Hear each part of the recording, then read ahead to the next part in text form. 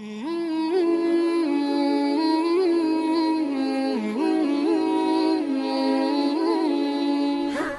للہ رب العالمین والصلاة والسلام علی رسولہ الکریم وعلی آلہ وصحبہ اجمعین واشہد ان لا الہ الا اللہ واشہد ان محمدا عبدہ ورسولہ۔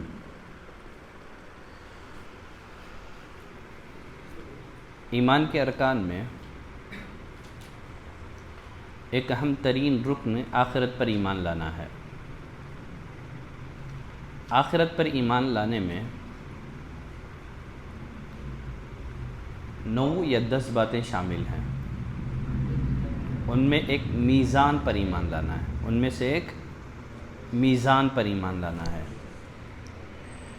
میزان عربی زبان کا مشہور و معروف لفظ ہے، اس کے معنی ہے ترازو کے۔ ایک میزان دنیا میں ہے جس میں کھانے پینے کی اشیاء تولی جاتی ہیں، وزن کی جاتی ہیں، اور ایک میزان کل قیامت کے دن میدان حشر میں قائم کیا جائے گا جس میں بندوں کے اعمال تولے جائیں گے۔ اس کا تعلق عقیدے سے ہے۔ کتاب اور سنت میں میزان سے متعلق جتنی باتیں بیان ہوئی ہیں ان پر ایمان رکھنا ایک مسلمان کے لیے ضروری ہے۔ میزان ترازو کی کیفیت اللہ کے علاوہ کوئی نہیں جانتا۔ امام ابن عبد العز حنفی رحمۃ اللہ علیہ وہ فرماتے ہیں والذی دلت علیہ السنہ، سنت کے مطالعے سے جو بات ہمیں معلوم ہوتی ہے وہ یہ ہے ان المیزان الذی توزن بہ الاعمال یوم القیامہ، قیامت کے دن جس میزان کے ذریعے سے بندوں کے اعمال وزن کیے جائیں گے، لہو کفتان، اس کے 2 پلڑے ہوں گے، اس میزان کے 2 پلڑے ہوں گے،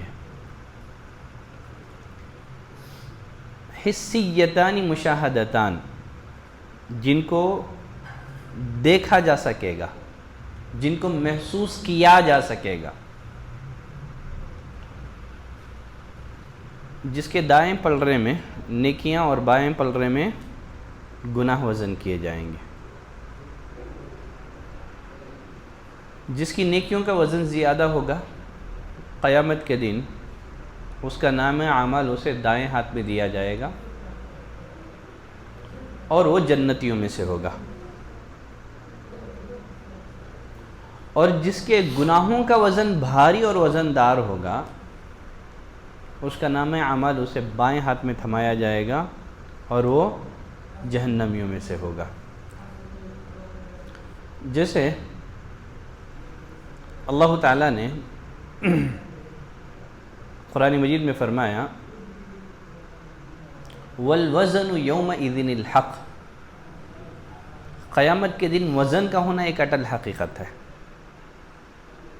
فمن ثقلت موازینہ، جس کے پلڑے بھاری ہوں گے، یعنی نیکیوں کے پلڑے بھاری ہوں گے، فاولئک هم المفلحون، یہی لوگ فلاح پائیں گے۔ ومن خفت موازینہ، یقیناً جس کے پلڑے ہلکے ہوں گے، فاولئک الذین خسروا انفسهم، یہی وہ لوگ ہیں جنہوں نے اپنے آپ کو خسارے میں ڈالا، بما كانوا بآیاتنا یظلمون، کیونکہ وہ ہماری آیتوں کے ساتھ ناانصافی کیا کرتے تھے۔ اور ایک جگہ اللہ نے فرمایا فَأَمَّا مَنْ ثَقُلَتْ مَوَازِينُهُ، یقیناً جس کے پلڑے بھاری ہوں گے، فَهُوَ فِي عِيشَةٍ رَاضِيَةٍ، وہ من پسند زندگی میں ہوگا، عیش و عشرت کی زندگی میں ہوگا۔ وَأَمَّا مَنْ خَفَّتْ مَوَازِينُهُ، اس کے برخلاف جس کے پلڑے ہلکے ہوں گے، فَأُمُّهُ حاویہ، اس کا ٹھکانہ کیا ہے؟ حاویہ ہے۔ وَمَا أَدْرَاكَ مَا هِيَ، تمہیں معلوم کیا کہ حاویہ کیا ہے؟ نار حامیہ، ایک بھڑکتی ہوئی آگ ہے۔ قیامت کے دن حشر کے میدان میں جو ترازو قائم کیا جائے گا، اس ترازو کی خصوصیت یہ ہے کہ وہ ترازو حقیر سے حقیر چیز کا بھی وزن کرے گی، معمولی سے معمولی چیز کا بھی وزن کرے گی۔ فَمَن يَعْمَلْ مِثْقَالَ ذَرَّةٍ خَيْرٍ يَرَهُ، ذرہ برابر بھی اگر اس نے نیکی کی ہوگی تو اسے دیکھ لے گا. وہ ذرے کا بھی وزن کرے گی. ذرہ کسے کہتے ہیں؟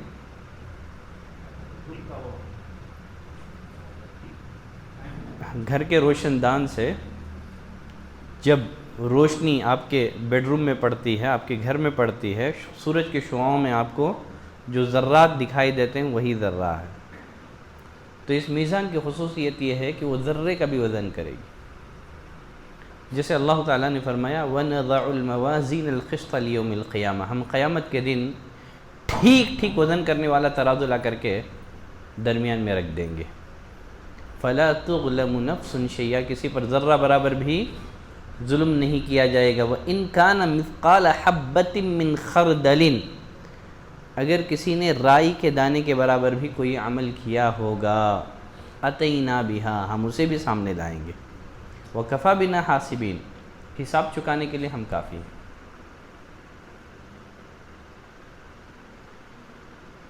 یہ میزان اتنا عظیم ہوگا، اگر میزان میں آسمان اور زمین کو رکھ کر کے وزن کیا جائے تو اس کا بھی وزن کر دے، حقیر سے حقیر چیز کا بھی اور آسمان اور زمین کا بھی.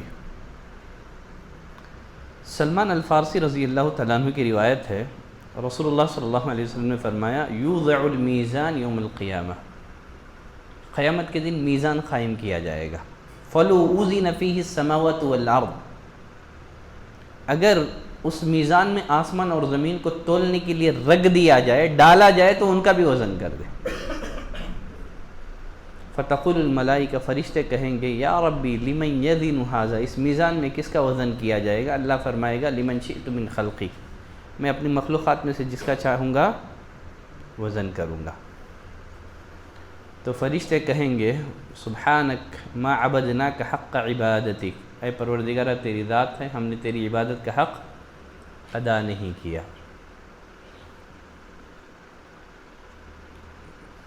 گمراہ فرقوں میں معتزلہ اور خوارج ہیں. ان لوگوں نے میزان کا انکار کر دیا، جو اپنی عقل کا ناجائز استعمال کرتے ہیں، اپنی عقل کو معیار بناتے ہیں. اب ان کا کہنا یہ ہے کہ اعمال جو ہیں یہ معنوی چیز ہیں، ان کو دیکھا نہیں جا سکتا، پھر میزان میں ان کا کیسے وزن کیا جائے گا؟ تو کچھ نے انکار کر دیا، کچھ نے تعویل کر دی. میزان سے مراد عدل ہے، انصاف ہے، جسٹس ہے. یہ میزان کی کوئی حقیقت نہیں ہے، ترازو کی کوئی حقیقت نہیں ہے. ترازو سے مراد اللہ کا عدل ہے. جہاں تک معتزلہ اور خوارج کا یہ جو شبہ ہے نا کہ انسان کے اعمال جو ہیں یہ معنوی چیز ہیں، حسی چیز نہیں ہیں، ان کا کیسے وزن کیا جائے گا، اس کا جواب میں آگے دوں گا.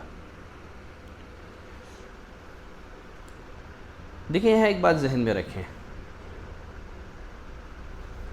قیامت کے دن انسانوں کے اعمال کو گنا نہیں جائے گا بلکہ تولا جائے گا.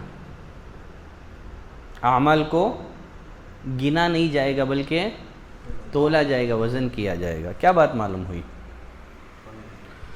اللہ تعالیٰ کو اعمال کی کوانٹٹی مطلوب نہیں ہے بلکہ کوالٹی مطلوب ہے. یہ نہیں دیکھا جائے گا کس نے زیادہ اعمال کیے ہیں کس نے کم کیے ہیں، اعمال کا وزن ہوگا، گنا نہیں جائے گا.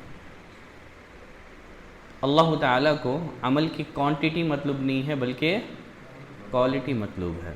اسی بنا پر اللہ نے فرمایا الذی خلق الموت والحیات لیبلوکم ایکم احسن عملا، وہی ہے جس نے موت اور زندگی کو پیدا کیا تاکہ آزمائیں کہ تم میں کا کون احسن عمل والا ہے. احسن عمل کس کو کہتے ہیں؟ احسن عمل وہ ہے جس میں دو خوبیاں پائی جائیں، اخلص اور اصوب ہو. کیا ہونا ہے وہ؟ اخلص ہو اور اصوب ہو. فضیل بن عیاض رحمۃ اللہ علیہ احسن عمل کی تفسیر کرتے ہوئے فرماتے ہیں احسن عمل وہ ہے جو اخلص ہو اصوب ہو، نہایت ہی خالص ہو اور نہایت درست ہو. فضیل بن عیاض رحمۃ اللہ علیہ سے پوچھا گیا اخلص سے آپ کی مراد کیا ہے، عمل کے خالص ہونے کا مطلب کیا ہے؟ تو انہوں نے کہا کہ عمل کے خالص ہونے کا مطلب یہ ہے کہ وہ عمل محض اللہ کی رضا اور اس کی خوشنودی کے لیے کیا گیا ہو۔ پوچھا گیا عمل کے درست ہونے کا مطلب کیا ہے؟ فضیل بن عیاض رحمۃ اللہ علیہ نے فرمایا کہ وہ عمل سنت کے مطابق ہو۔ عمل میں اخلاص ہو لیکن سنت کے مطابق نہ ہو تو قبول نہیں ہوگا۔ عمل سنت کے مطابق ہو، اگر اخلاص مفقود ہے تو وہ عمل بھی قبول نہیں ہوگا۔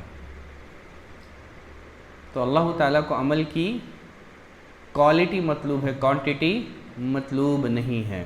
عمل کا وزن بقدر اخلاص اور مطابق سنت کے بڑھتا رہتا ہے۔ اگر عمل کرتے ہوئے آپ کے عمل میں اخلاص کامل ہے اور پھر اسی طرح سے سنت کی مطابقت بھی مکمل ہیں، گرچہ عمل کی کوانٹٹی کم ہو، چونکہ اخلاص کامل ہے اور سنت کی مطابعت، سنت کی پیروی مکمل ہے، تو اس کا وزن بنسبت اس شخص کے بڑھ جائے گا جس نے تعداد میں بہت ساری نمازیں پڑھی، روزہ رکھا، زکوٰۃ دی، لیکن یا تو اخلاص میں کمی رہ گئی تھی یا تو سنت کی مطابعت اور پیروی میں کمی رہ گئی تھی۔ تو عمل کی کوالٹی جاننے کے لیے میزان نصب کیا جائے گا۔ ایک تو کوانٹٹی کا بھی فیصلہ ہوگا لیکن اس سے بڑھ کر کے کوالٹی کا فیصلہ ہوگا۔ اب یہاں ایک سوال یہ ہے، قیامت کے دن جو میزان نصب کیا جائے گا اس میزان میں کیا وزن کیا جائے گا؟ اس میزان میں کیا تولا جائے گا؟ اس بارے میں اسکالرز میں اختلاف ہے۔ بعض کا کہنا یہ ہے کہ میزان میں نامہ اعمال کا وزن ہوگا،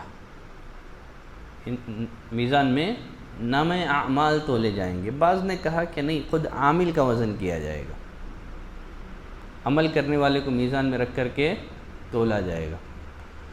بعض نے کہا کہ نہیں، عمل کا وزن ہوگا۔ علامہ ابن کثیر رحمۃ اللہ علیہ فرماتے ہیں ممکن ہے کہ وزن کی یہ ساری صورتیں صحیح ہوں، کبھی عمل کا بھی وزن ہو، نام عمل کا بھی وزن ہو، اور خود عامل کو بھی میزان پر رکھ کر کے وزن کیا جائے، تو یہ تینوں درست ہیں۔ عامل کا بھی وزن کیا جائے گا، نام عمل کا بھی اور عمل کا بھی۔ سب سے پہلے عمل کرنے والے کا بھی وزن ہوگا، عمل کرنے والے کو بھی تولا جائے گا۔ دلیل ابو ہریرہ رضی اللہ تعالیٰ عنہ فرماتے ہیں نبی کریم صلی اللہ علیہ وسلم نے فرمایا اِنَّهُ لَيَأْتِيَ الرَّجُلُ الْعَظِيمُ السَّمِينُ يَوْمَ الْقِيَامَةِ، قیامت کے دن ایک انتہائی موٹا، تازہ، ہٹا کٹا آدمی آئے گا، جب اسے میزان میں رکھ کر کے وزن کیا جائے گا لا يزن عند اللہ جناح بعوضۃ، مچھر کے پر کے برابر بھی میزان میں اس کا وزن نہیں ہوگا۔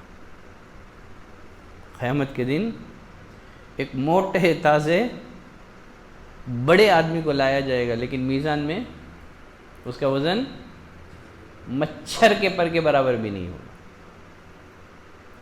پھر نبی کریم صلی اللہ علیہ وسلم نے قرآن کی آیت کریمہ پڑھی فَلَا نُقِيمُ لَهُمْ يَوْمَ الْقِيَامَةِ وَزَنًا، ہم قیامت کے دن ایسے نافرمان لوگوں کا کوئی وزن قائم نہیں کریں گے۔ عبداللہ بن مسعود رضی اللہ تعالیٰ عنہ جلیل القدر صحابی ہیں، صحابہ اکرام میں ان کا ایک خاص مقام ہے۔ ایک دفعہ عبداللہ بن مسعود رضی اللہ تعالیٰ عنہ نبی کریم صلی اللہ علیہ وسلم کے لیے مسواک اتارنے کے لیے، توڑنے کے لیے درخت پر چڑھے، اتنے میں ہوا چلی، ان کی پنڈلیاں ظاہر ہو گئی، ہوا میں جو تھا نا ان کی پنڈلیاں جھول رہی تھی، معذور صحابی تھے پیروں سے۔ صحابہ اکرام ان کی دبلی پتلی پنڈلیوں کو دیکھ کر کے ہنسنے لگے۔ نبی کریم صلی اللہ علیہ وسلم نے صحابہ سے پوچھا ہے میرے ساتھیوں ہنسنے کی وجہ کیا ہے، کیوں ہنس رہے ہو؟ کہا اللہ کے رسول دیکھیے نا عبداللہ بن مسعود کی یہ باریک پنڈلیاں، ان کے باریک ران۔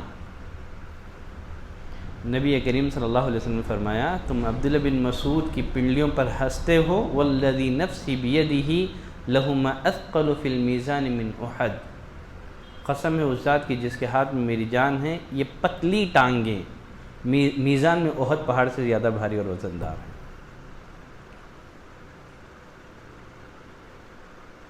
تو معلوم کیا ہوگا؟ معلوم ہوا کہ عامل کا بھی وزن ہوگا، نام عمل کا بھی وزن ہوگا۔ انسان جو بھی عمل کرتا ہے اللہ تعالیٰ نے 2 فرشتوں کو مقرر کر دیا ہے، وہ اس کی ہر قول اور ہر فعل کو لکھ رہے ہیں، ہر چیز ریکارڈ میں لائی جا رہی ہے۔ اس بارے میں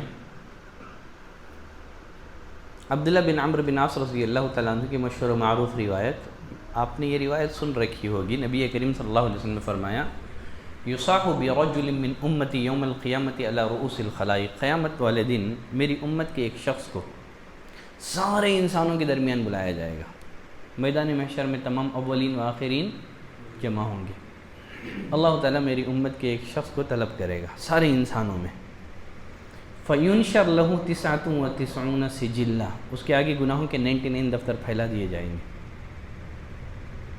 اور گناہوں کا ایک ایک دفتر تا حد نگاہ ہوگا، جہاں تک انسانوں کی نگاہوں کی پہنچ ہے وہاں تک گناہوں کا ایک ایک دفتر ہوگا۔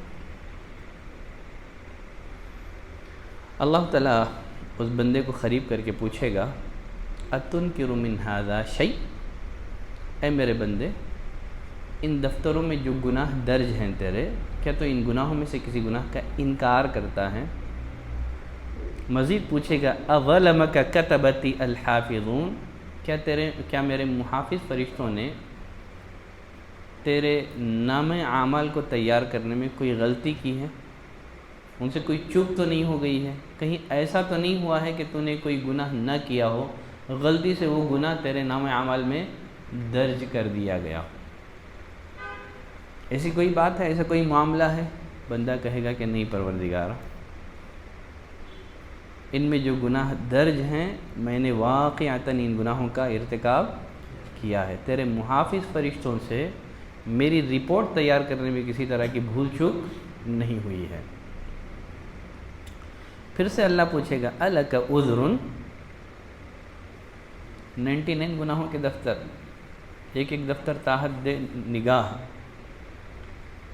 ان گناہوں کے لیے تیرے پاس کیا کوئی عذر ہے؟ کہے گا کہ نہیں اللہ، کوئی عذر نہیں ہے، جانتے بوجھتے میں نے ان گناہوں کا ارتکاب کیا ہے، کوئی عذر نہیں ہے۔ آدمی اقرار کر لے گا، اعتراف کر لے گا۔ اللہ پوچھے گا اے میرے بندے أَلَكَ حَسَنَةٌ، کیا ان گناہوں کے مقابلے میں تیرے پاس کوئی قابل ذکر نیکی ہے جس کو پیش کر کے تو بچ جائے؟ کہے گا کہ لا یا ربی، ان 99 گناہوں کے دفتروں کے مقابلے میں میرے پاس کوئی قابل ذکر نیکی بھی نہیں ہے جس کو پیش کر کے میں تیرے عذاب سے، تیری گرفت سے بچ جاؤں۔ اللہ اس بندے سے کہے گا إِنَّ لَكَ عِنْدَنَا حَسَنَةٌ، کوئی بات نہیں، تیری ایک نیکی میرے پاس ہے، فَإِنَّهُ لَا ظُلْمَ عَلَيْكَ الْيَوْمَ، آج تجھ پر ظلم نہیں کیا جائے گا۔ پھر کیا ہوگا؟ فَتُخْرَجْ بِطَاقَةٌ، ایک پرچہ نکالا جائے گا، ایک کاغذ کا ٹکڑا، ایک پرچہ، چھوٹا سا کارڈ، جس میں کیا لکھا ہوا ہوگا؟ اشہد ان لا الہ الا اللہ و اشہد ان محمدا عبدہ و رسولہ۔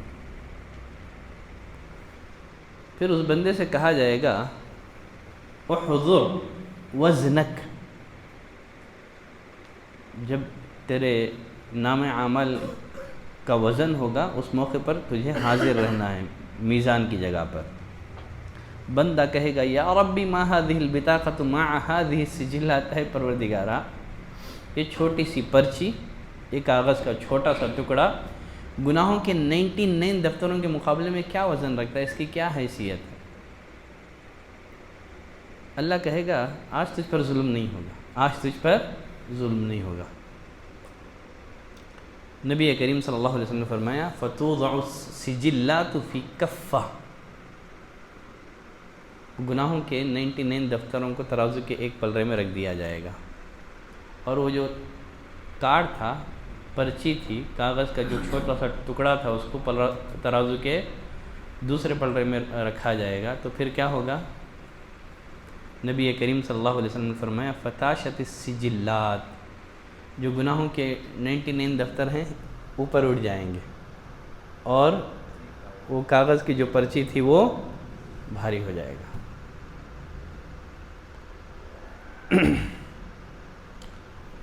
فلا يثقل مع اسم اللہ شیء، نبی کریم صلی اللہ علیہ وسلم نے فرمایا کوئی چیز اللہ کے نام سے زیادہ بھاری اور وزندار نہیں ہے۔ تو معلوم کیا ہوا کہ عامل کا بھی وزن ہوگا، یہ نام عمل کا بھی وزن ہوگا۔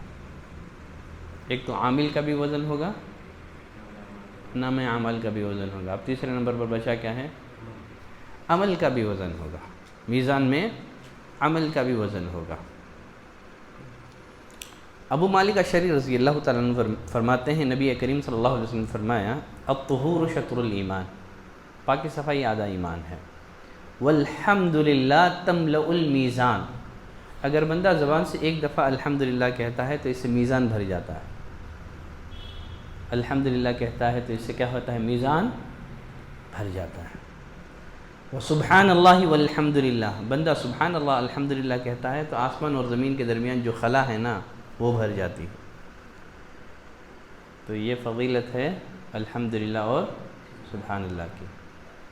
یہ دو کلمات بہت معنی خیز ہیں۔ الحمدللہ پر ایک گھنٹے کا ایپیسوڈ آ رہا ہے صرف الحمدللہ پہ، ٹھیک ہے، بہت معنی خیز ہے۔ خیر، اب یہاں ایک سوال ہے، اعمال کا وزن کیسے کیا جائے گا؟ اس لیے کہ انسان کی نیکی ہو یا گناہ ہو، یہ کوئی حسی چیز نہیں ہے، نظر آنے والی چیز نہیں ہے اور محسوس ہونے والی چیز نہیں ہے، تو پھر کیسے وزن ہوگا؟ جیسے خوارج اور معتزلہ نے میزان کا انکار کر دیا۔ کیوں؟ انسان کے اعمال غیر مجسم چیز ہیں، ان کا کوئی جسم نہیں ہے، تو پھر کیسے وزن ہوگا؟ یہ سب معنوی چیزیں ہیں۔ اس کا آسان سا جواب کیا ہے؟ اس کا آسان سا جواب کیا ہے؟ اللہ تعالیٰ ہر چیز پر قادر ہے۔ اللہ تعالیٰ ہر چیز پر قادر ہے۔ کیا یہ ضروری ہے جس چیز کو ہم تول نہ سکیں اللہ تعالیٰ بھی تول نہیں سکے گا؟ وہ تو رب العالمین ہے، وہ ہر چیز پر قادر ہے، وہ اس بات پر قادر ہے کہ انسان کے اعمال کا وزن کرے۔ جیسے اللہ تعالیٰ نے اپنے بارے میں فرمایا وَمَا ذَلِكَ عَلَى اللَّهِ بِعَزِيزٍ، اللہ کے لیے کوئی بھی چیز مشکل نہیں ہے۔ وَإِذَا قَضَى أَمْرًا، جب اللہ تعالیٰ کسی بھی معاملے کا فیصلہ کرتا ہے فَإِنَّمَا يَقُولُ لَهُ كُن فَيَكُن، بس وہ کہتا ہے ہو جا تو وہ ہو جاتا ہے۔ تو یہ آسان سا جواب کہ اللہ تعالیٰ ہر چیز پر قادر ہے۔ ضروری نہیں ہے کہ جو چیز ہم نہیں کر سکتے تو اللہ تعالیٰ بھی نہیں کر سکے گا۔ کوئی بھی معاملے کو اگر ہم اپنی عقل کے حساب سے سوچیں گے تو پھر ہم یا تو تعویل کا راستہ اپنائیں گے یا تو انکار کا۔ ایک جواب تو یہ ہو گیا۔ دوسرا جواب یہ ہے بہت ساری چیزیں ایسی ہیں جن کا تولنا ماضی میں مشکل تھا، لیکن آج ان چیزوں کو بھی تول لیا جاتا ہے۔ گیس، ہوا، یہ کوئی مادی چیز ہے، یہ ان کو جسم ہے۔ آج گیس کو تولا جا رہا ہے کہ نہیں تولا جا رہا؟ انسان اللہ تعالیٰ کی ایک حقیر مخلوق ہے۔ جب انسان غیر مجسم چیزوں کا وزن کر سکتی ہے تو پھر اللہ کے لیے کیا مشکل ہے؟ آج انسان وزن کر رہا ہے ہواؤں کا، گیس کا، غیر مجسم اشیاء کا وزن آج انسان کر رہا ہے۔ حالانکہ انسان اللہ کی ایک حقیر مخلوق ہے، کمزور مخلوق ہے۔ تو جب انسان غیر مجسم یعنی چیزوں کا وزن کر سکتا ہے تو پھر اللہ کے لیے کیا مشکل ہے؟ ٹھیک ہے، دو جوابات ہو گئے۔ آخری جواب یہ بھی ممکن ہے کہ اللہ تعالیٰ کل قیامت کے دن ہمارے اعمال کو جسم عطا کرے، پھر انہیں وزن کیا جائے۔ اس سے پہلے ہم لوگ قبر پر ایمان لانے میں ایک حدیث پڑھ چکے ہیں۔ قبر میں جب مومن سے سوال ہوگا پھر اس کے بعد اس کا عمل کیسے آئے گا؟ ایک انسانی شکل میں آئے گا۔ تو یہاں انسان کے جو اعمال ہیں اس کو اللہ تعالیٰ انسانی شکل دے دے گا، ایک خوبصورت انسان کی شکل میں ایک شخص آئے گا، کہے گا کہ میں تمہارا عمل ہوں۔ اور پھر اسی طرح سے نبی کریم صلی اللہ علیہ وسلم نے فرمایا قرآن پڑھا کرو، قرآن کل قیامت کے دن اپنے پڑھنے والوں کے لیے سفارشی بن کے آئے گا، خصوصیت کے ساتھ سورہ بقرہ اور آل عمران پڑھا کرو، دو جگمگانے والی جو دو صورتیں ہیں ان کو پڑھا کرو۔ کیوں؟ کل قیامت کے دن یہ دو صورتیں آئیں گی، کیسے آئیں گی؟ گویا صاحبان ہوں یا دو پرندوں کا جھنڈ ہوں۔ تو بہت ممکن ہے کہ اللہ تعالی ہمارے اعمال کو شکل دے، پھر ان کو میزان پر وزن کیا جائے۔ اس کے بہت سارے دلیلیں موجود ہیں، اگر آپ تلاش کریں گے تو اس کی بہت ساری دلیلیں آپ کو کتاب و سنت میں مل ہی جائیں گی۔ جو انسان اپنے مال کی زکوٰۃ نہ ادا کرتا ہو تو اس کے مال کو سانپ کی شکل دے دی جائے گی، اژدہے کی شکل دے دی جائے گی، اور اس کو ڈسے گا، کہے گا کہ میں تیرا مال ہوں۔ واضح ہے؟ ٹھیک ہے، چلے اب یہاں ایک سوال ہے، میزان میں بھاری اور وزنی اعمال کون سے ہیں؟ میزان میں بھاری اور وزنی اعمال کون سے ہیں؟ انشاءاللہ ان اعمال کی معرفت کے بعد آپ ضرور ان پر عمل کریں گے، ٹھیک ہے؟ ایک تو میزان پر بھاری اعمال کون سے ہیں، اور وہ کون سے گناہ ہیں جس کی وجہ سے ہمارا میزان ہلکا ہو جائے گا۔ سب سے پہلے آج کے درس میں میزان میں جو بھاری اور وزنی اعمال ہیں ان کے بارے میں پڑھ لیں گے۔ نوح علیہ السلام جب یہ وفات کے قریب ہوئے، جب یہ مرض الموت میں مبتلا ہوئے، تو انہوں نے اپنے بیٹے کو بلایا، اپنے بیٹے کو نصیحت کرتے ہوئے کہا کہ اے میرے بچے، آمرک باثنتین وانہاک عن اثنتین، میں تمہیں دو باتوں کا حکم دیتا ہوں، دو باتوں سے منع کرتا ہوں۔ آمرک باثنتین وانہاک عن اثنتین، دو باتوں کا حکم دیتا ہوں، دو باتوں سے منع کرتا ہوں۔ دو باتیں جن کا نوح علیہ السلام نے اپنے بیٹے کو حکم دیا تھا وہ کیا ہیں؟ پہلی چیز، آمرک بلا الہ الا اللہ، اے میرے بیٹے میں تجھے حکم دیتا ہوں کہ لا الہ الا اللہ پر ثابت قدم رہنا، ہمیشہ لا الہ الا اللہ کا ورد کرتے رہنا۔ آمرک بلا الہ الا اللہ، میں تجھے حکم دیتا ہوں کہ لا الہ الا اللہ پر ثابت قدم رہ۔ اور آگے نوح علیہ السلام فرماتے ہیں فَإِنَّ السَّمَاوَاتِ السَّبْعَ وَالْأَرْضِينَ السَّبْعَ، اگر ساتوں آسمانوں کو، ساتوں زمینوں کو ترازو کے ایک پلڑے میں رکھا جائے اور دوسرے پلڑے میں لا الہ الا اللہ کو رکھا جائے تو کون سا بھاری اور وزندار ہوگا؟ لا الہ الا اللہ، وہ پلڑا بھاری ہو جائے گا جس میں لا الہ الا اللہ ہوگا۔ دوسری بات جس کا نوح علیہ السلام نے اپنے بیٹے کو حکم دیا وہ کیا ہے؟ سبحان اللہ و بحمدہ، اے میرے بیٹے سبحان اللہ و بحمدہ اس کا کثرت سے ورد کرنا، فإنہا صلاۃ کل شیء، اس لیے کہ یہ جو سبحان اللہ و بحمدہ ہے اللہ کی ساری مخلوقات کی نماز ہے، یہ وبہا یرزق کل شیء، اسی ورد کی، اسی ذکر کی بنا پر اللہ تعالیٰ اپنی مخلوقات کو روزی دیتا ہے۔ کائنات کی ہر مخلوق اللہ کی تسبیح بیان کرتی ہے نا، وَإِن مِّن شَيْءٍ إِلَّا يُسَبِّحُ بِحَمْدِهِ، اللہ نے فرمایا کائنات کی ساری مخلوقات اللہ کی تسبیح بیان کرتی ہیں لیکن تم اس تسبیح کو سمجھ نہیں سکتے، وَلَكِن لَّا تَفْقَهُونَ تَسْبِيحَهُمْ۔ تو اس حدیث میں بتا دیا گیا کہ اللہ کی جو مخلوقات ہیں، دیگر مخلوقات، وہ اللہ کی تسبیح کیسے کرتی ہیں، کیسے؟ سبحان اللہ و بحمدہ، اسی ذکر کی بنا پر انہیں روزی دی جاتی ہے۔ اگر کوئی آدمی تنگ دستی کا شکار ہے یا رزق میں وہ بے برکتی محسوس کر رہا ہے، اس کو چاہیے کہ کثرت سے سبحان اللہ و بحمدہ اس کا ورد کریں، انشاءاللہ اللہ تعالیٰ اس کے لیے روزی کے دروازے اوپن کر دے گا۔ دو باتیں ہیں جن سے نوح علیہ السلام نے اپنے بیٹے کو منع کیا تھا، روکا تھا، وہ کیا ہیں؟ نمبر ایک شرک، نمبر دو ایک ہے شرک اور دوسرا ہے نمبر دو کبر۔ کیا ہے؟ کبر، تکبر۔ جب نبی کریم صلی اللہ علیہ وسلم نے نوح علیہ السلام کے حوالے سے ایک حدیث بیان کی، صحابہ کرام نے پوچھا اللہ کے رسول، آدمی چاہتا ہے کہ اس کا لباس عمدہ ہو، کیا یہ بات تکبر میں شامل ہے؟ آپ نے فرمایا نہیں۔ پوچھا آدمی چاہتا ہے کہ اس کے لباس عمدہ ہو، اس کے جوتے عمدہ ہو، کیا یہ ساری باتیں تکبر میں ہیں؟ نبی نے فرمایا یہ ساری باتیں تکبر میں نہیں ہیں۔ تکبر کسے کہتے ہیں؟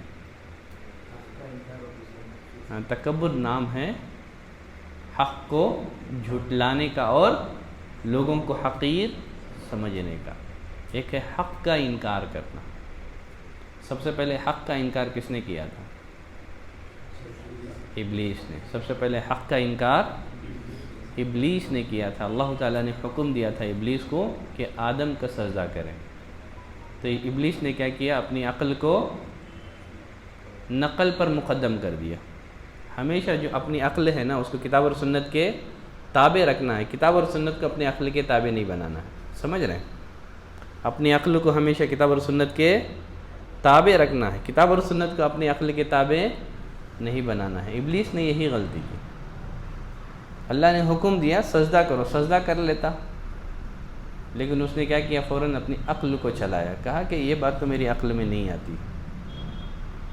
جو بھی اپنی عقل کا استعمال کرے گا وحی الہی کے مقابلے میں وہ تباہ و برباد ہو جائے گا۔ نوح علیہ السلام کا بیٹا نہیں جانتے؟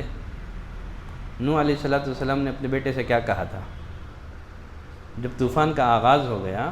کہا کہ بیٹے آ جا، کشتی میں سوار ہو جا، آج کے دن اللہ کے عذاب سے کوئی نہیں بچا سکتا۔ یہ بات نوح علیہ السلام نے وحی کے روشنی میں کہی تھی، ہے نا؟ لیکن بیٹے نے فوراً اپنی عقل کا استعمال کیا، کہا ابا جان یہ جودی پہاڑ ہے، اتنا اونچا ہے، میں اس پر چڑھ کر کے پناہ حاصل کر لوں گا۔ ابھی باپ بیٹے کے درمیان مکالمہ جاری تھا کہ ایک لہر آئی پانی کی اور نوح علیہ السلام کے بیٹے کو بہا لے گئی۔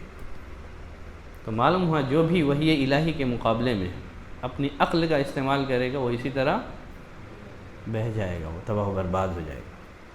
تو اپنی عقل کو ہمیشہ کتاب اور سنت کے تابع رکھیں، کتاب اور سنت کو اپنی عقل کے تابع نہ بنائیں۔ خیر چلیں، میزان میں سب سے بھاری اور وزنی عمل کون سے ہیں؟ نمبر ایک توحید اور رسالت کی گواہی۔ توحید اور رسالت کی گواہی سے متعلق حدیث بطاقہ ہم لوگ پڑھ چکے ہیں۔ کون سی حدیث؟ کارڈ والی حدیث، عبداللہ بن عمرو بن عاص رضی اللہ تعالیٰ عنہ کی۔ اس میں کیا ہے؟ اشہد ان لا الہ الا اللہ محمد عبدہ و رسولہ۔ خیر چلے، میزان میں بھاری اور وزنی اعمال کون سے ہیں؟ دوسرے نمبر پر سبحان اللہ و بحمدہ سبحان اللہ العظیم، صحیح بخاری کی سب سے آخری حدیث ہے۔ ابو ہریرہ رضی اللہ تعالیٰ عنہ راوی ہیں، نبی کریم صلی اللہ علیہ وسلم نے فرمایا کلمتان خفیفتان علی اللسان، دو کلمے ایسے ہیں جو زبان پر بڑے ہلکے ہیں، جن کی ادائیگی مشکل ہے نہیں، جن کی ادائیگی بہت آسان ہے، زبان پر بڑے ہلکے ہیں، ثقیلتان فی المیزان، لیکن یہ کلمے میزان میں انتہائی بھاری ہیں، حبیبتان الی الرحمن، رحمان کو بے حد محبوب ہیں۔ وہ دو کلمے کون سے ہیں؟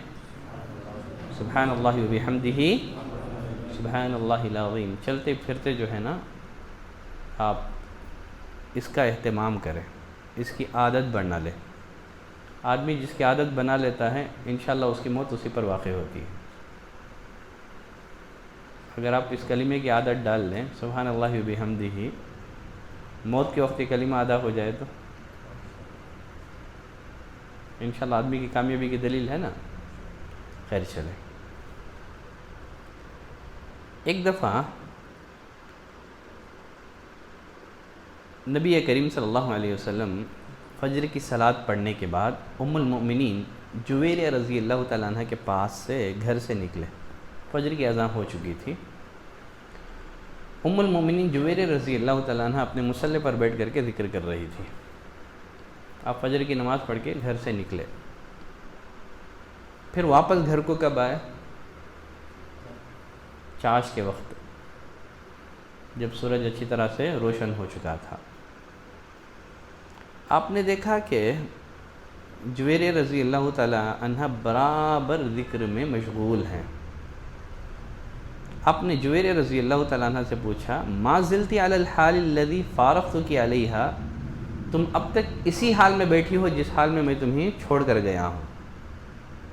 کہنے لگی ہاں اللہ کے رسول، میں برابر اس وقت سے لے کر کے اب تک ذکر میں مشغول تھی۔ نبی کریم صلی اللہ علیہ وسلم نے فرمایا لقد قلت بعدکی، میں تمہارے پاس سے جانے کے بعد 4 کلمات کہے ہیں۔ کتنے کلمات؟ لقد قلت بعدکی، میں تمہارے ہاں سے جانے کے بعد 4 کلمات کہے ہیں، 3 مرات، 3 مرتبہ۔ لو وزنت بما قلتی، تمہارے ذکر کو اور میرے ان 4 کلمات کو، تمہارے ذکر کو اور میرے ان 4 کلمات کو وزن کیا جائے تو میرے کلمات تمہارے ذکر پر بھاری ہو جائیں گے۔ اسی بنا پر نبی کریم صلی اللہ علیہ وسلم نے اپنے بارے میں فرمایا کہ اللہ تعالیٰ نے مجھے جوامع الکلم عطا کیے ہیں، یعنی آپ صلی اللہ علیہ وسلم زبان سے جو اللہ کا ذکر کرتے تھے، یہ جو بات بھی آپ ارشاد فرماتے تھے، الفاظ تھوڑے ہوتے تھے لیکن وہ اپنے اندر معنوں کا سمندر رکھتے تھے۔ کہا کہ 4 کلمات 3 بار میں نے ادا کر دیے، لیکن میرا ذکر تمہارے ذکر پر بھاری ہے۔ وہ کیا ہے 4 کلمات؟ سبحان اللہ و بحمدہ عدد خلقہ، سبحان اللہ و بحمدہ عدد خلقہ ورضا نفسہ وزینت عرشہ ومداد کلماتہ۔ تو میں اللہ کی پاکی بیان کرتا ہوں حمد کے ساتھ، سبحان اللہ و بحمدہ عدد خلقہ، اس کی مخلوقات کی گنتی کے برابر۔ کوئی اللہ کی مخلوقات کو شمار کر سکتا ہے؟ اللہ تیری اتنی تعریف، تیری اتنی حمد، تیری اتنی تسبیح جتنی کہ تیری مخلوقات ہے۔ ورضا نفسہ، تیری اتنی تعریف، اتنی تسبیح جتنا تو پسند کرتا ہے۔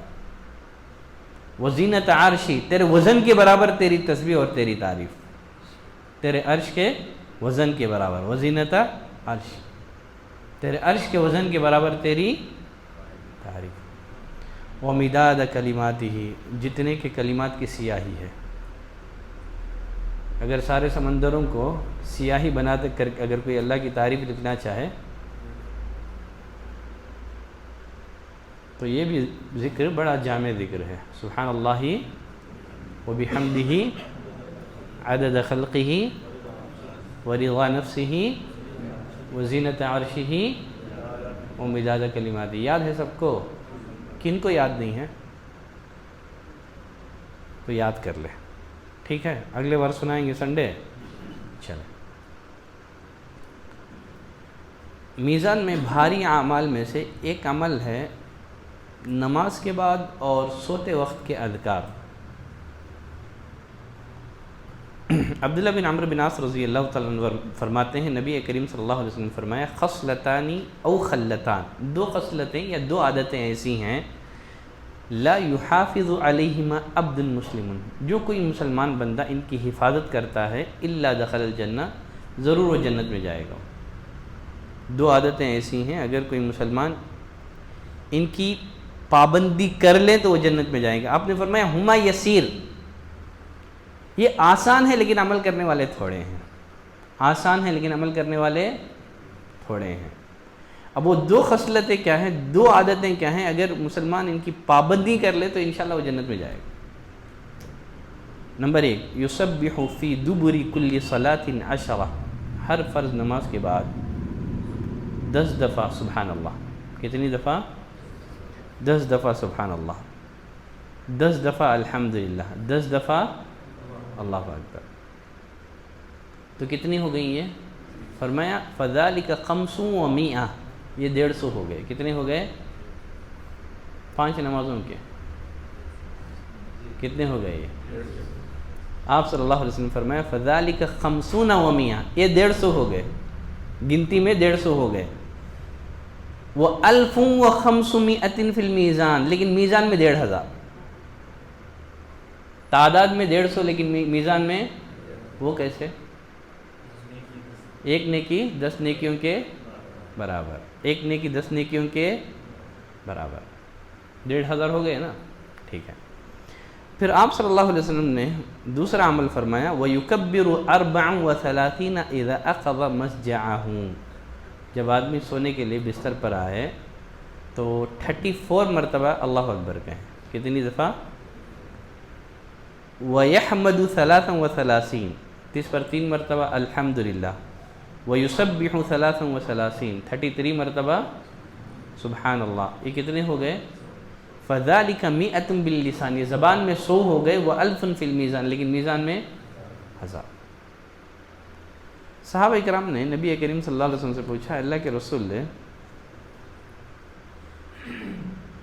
جب یہ کام بہت آسان ہیں تو پھر ان پر عمل کرنے والے لوگ تھوڑے کیسے ہوئے؟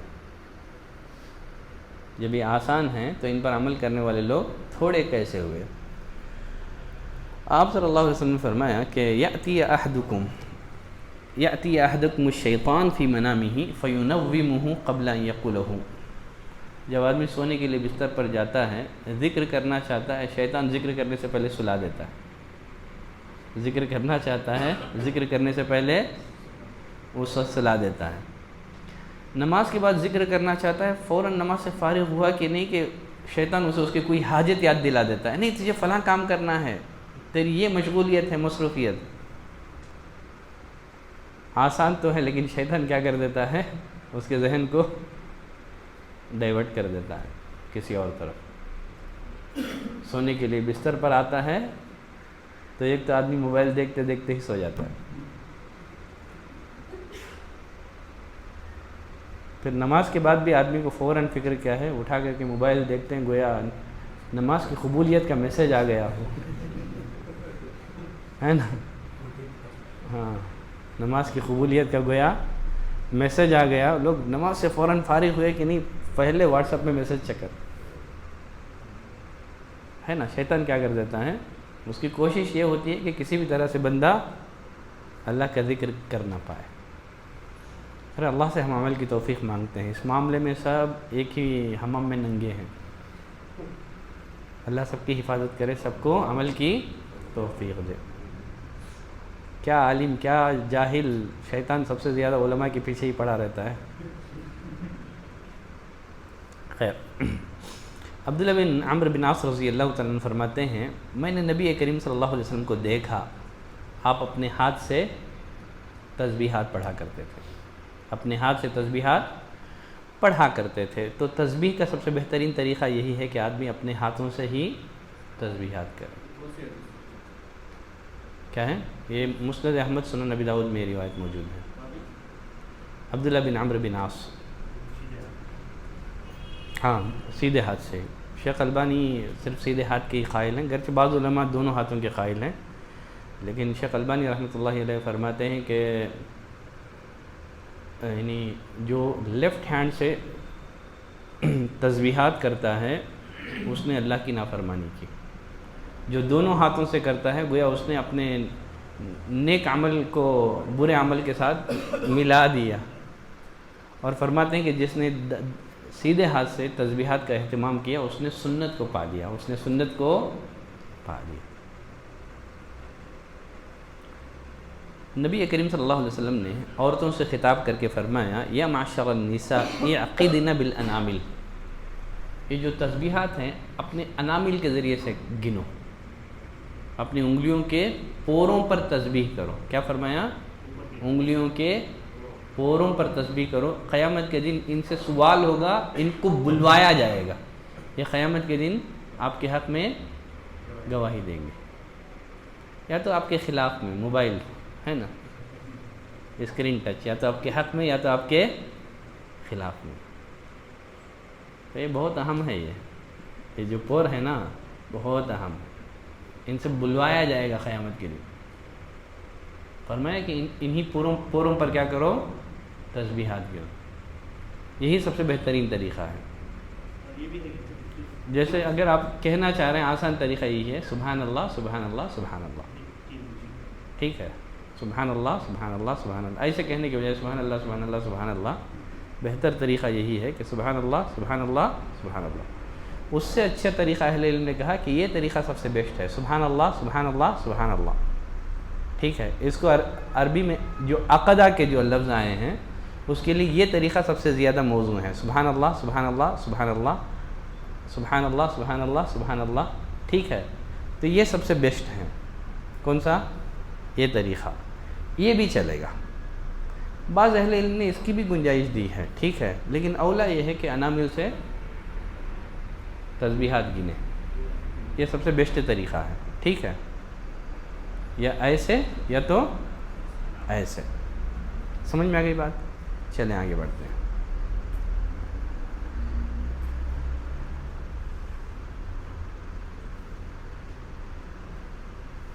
تو سونے سے پہلے اور فرض نماز کے بعد شیطان کو ذلیل کریں گے یا خود ذلیل ہو جائیں گے اس کے ہاتھوں؟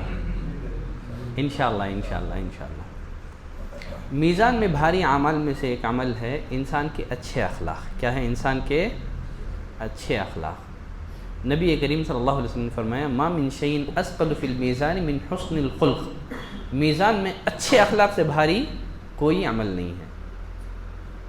بلکہ اور ایک روایت میں ما من شیء یوضع فی المیزان، میزان میں رکھے جانے والی چیزوں میں اچھے اخلاق سے بڑھ کر کے کوئی وزنی چیز نہیں ہے۔ وَإِنَّ صَاحِبَ حُسْنِ الْخُلْقِ، یقیناً جو اچھے اخلاق کا جو مالک انسان ہوتا ہے اپنے اچھے اخلاق کے ذریعے سے ان لوگوں کے درجے کو پا لیتا ہے جو دن میں صوم رکھتے ہیں، رات میں قیام اللیل کرتے ہیں۔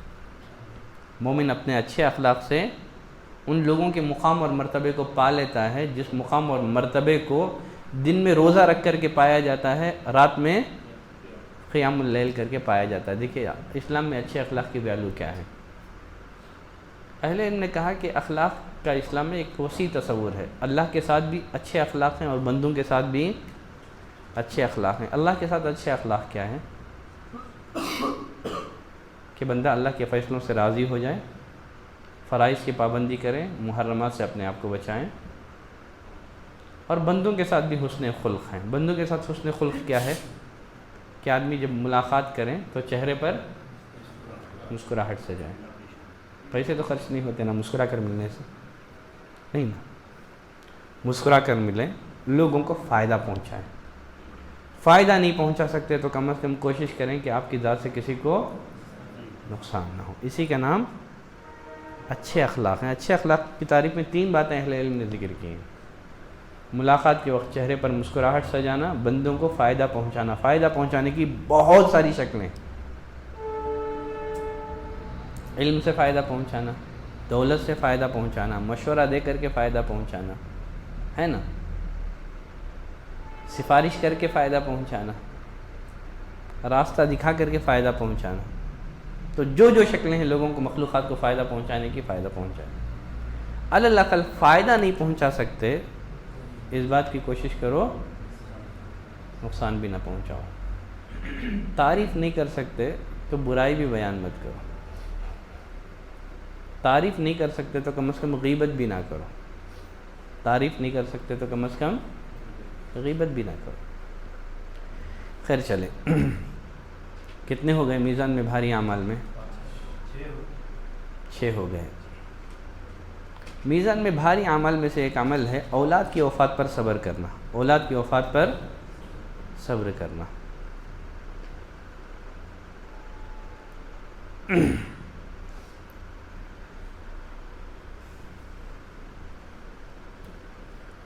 ابو سلمہ جو رسول اللہ صلی اللہ علیہ وسلم کے غلام، وہ فرماتے ہیں نبی کریم صلی اللہ علیہ وسلم نے فرمایا بخ بخ واہ واہ، فرمایا کہ یہ 5 کلمات میزان میں کیا ہی بھاری ہیں۔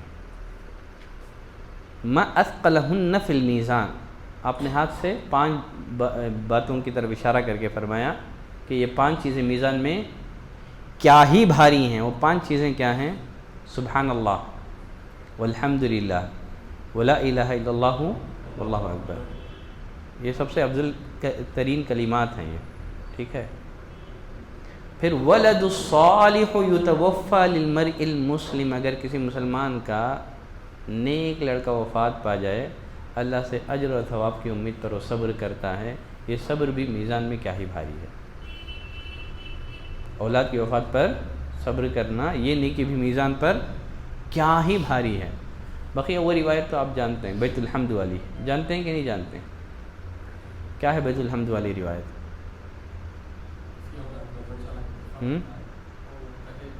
اگر کسی کے بیٹے کا انتقال ہو جائے، اللہ فرشتوں سے پوچھتا ہے کیا تم نے میرے بندے کے بیٹے کی روح قبض کر لی ہے؟ کیا تم نے اس کے جگر کے ٹکڑے کو اس سے چھین لیا ہے؟ فرشتے کہتے ہیں کہ ہاں، کیونکہ ہم نے تیرے حکم سے ہی کیا ہے۔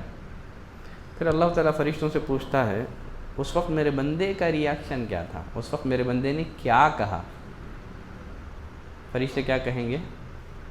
اس نے تیری تعریف کی، اس نے تیری، یہی ہے الحمدللہ، یہی کیا ہے؟ الحمدللہ۔ مصیبتوں میں گھرے رہنے کے باوجود زبان پر اللہ کی تعریف، اس نے الحمدللہ کہا اور انا للہ و انا الیہ راجعون پڑھا۔ اللہ فرمائے گا بناؤ میرے بیٹے کے لیے میرے بندے کے لیے بناؤ میرے بندے کے لیے جنت میں ایک گھر، اور اس گھر کا نام کیا رکھ دو؟ بیت الحمد۔ خیر چلیں آگے بڑھتے ہیں، کتنے ہو گئے؟ 7۔ 8واں مسلمان کے جنازے اور تدفین میں شرکت، مسلمان کے جنازے اور تدفین میں شرکت۔ ابو ہریرہ رضی اللہ تعالیٰ عنہ فرماتے ہیں نبی کریم صلی اللہ علیہ وسلم نے فرمایا من شہد الجنازۃ حتی یصلی فلہ قیراط، جو نماز جنازہ اور تدفین میں شامل ہوا، جس نے جنازے کی پیروی کی، کب تک رہا وہ ساتھ میں؟ تدفین تک رہا، نماز بھی پڑھا اور تدفین میں بھی رہا، تو اسے 2 قیراط۔ صرف جنازے میں شرکت کی لیکن تدفین کی کارروائیوں میں شرکت نہیں کی تو وہ اسے 1 قیراط ملے گا۔ پوچھا گیا ومل القیراطان، اللہ کے رسول یہ 2 قیراط کیا ہیں؟ آپ نے فرمایا مثل الجبلین العظیمین، 2 بڑے پہاڑوں کے برابر اسے ثواب ملے گا۔ تو اس کا یہ عمل جب میزان میں رکھا جائے گا تو 2 بڑے پہاڑوں سے زیادہ بھاری اور وزندار ہوگا۔ تو اس لیے جب بھی اس طرح کا موقع ملے تو اس کو ضائع ہونے نہ دے۔ کیا ہے؟ جنازے میں پھول ڈالنا،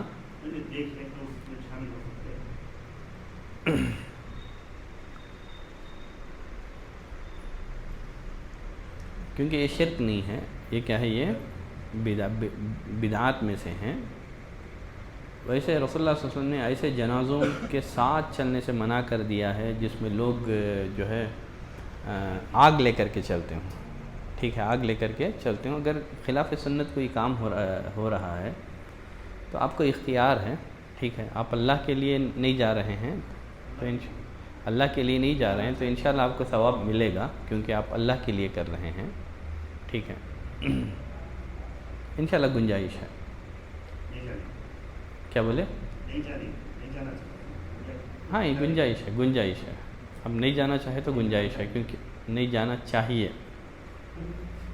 کے لیے ٹھیک ہے، الحمدللہ اچھا کیا آپ نے۔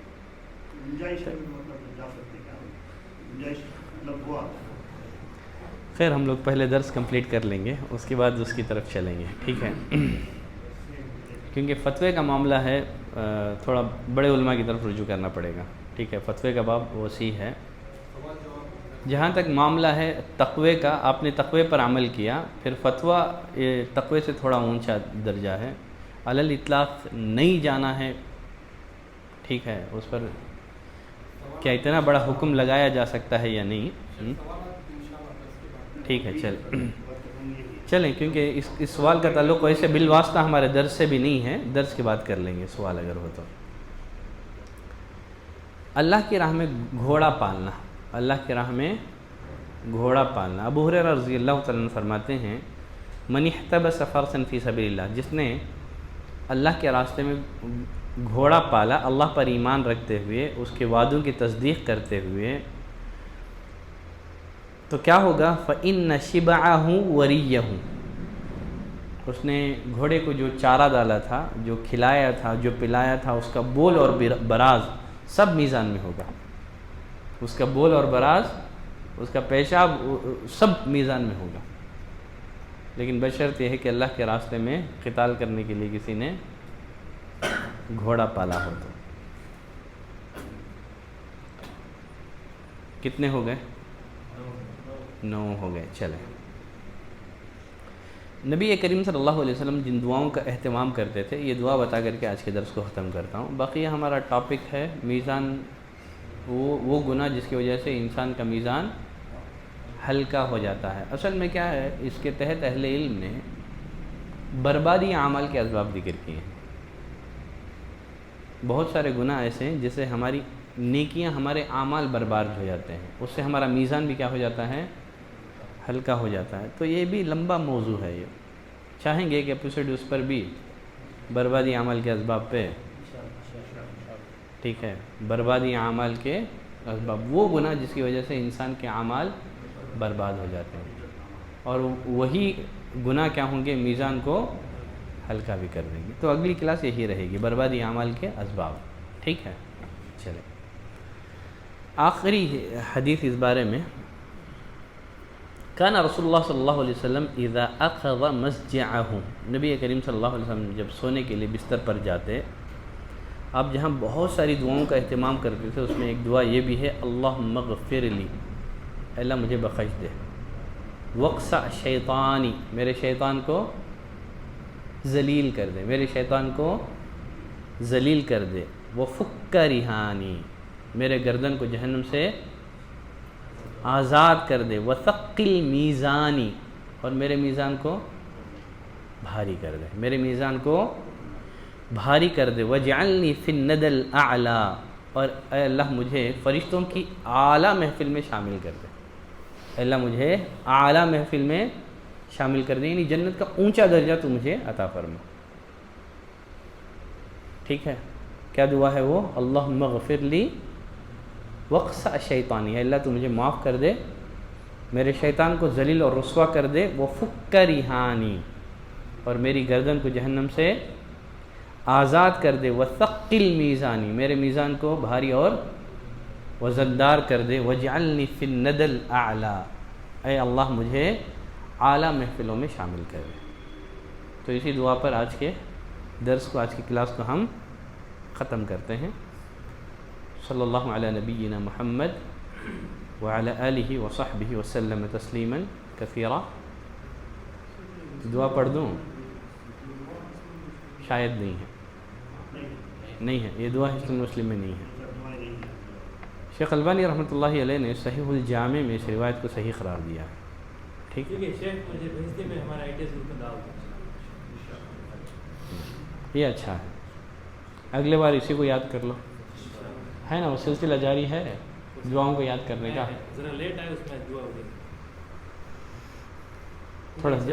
تھوڑا جلدی آ جاؤ، اگلی کلاس میں آ کر کے یہ دعا سیکھ لو، تھوڑا جلدی آ کر کے سیکھ لو.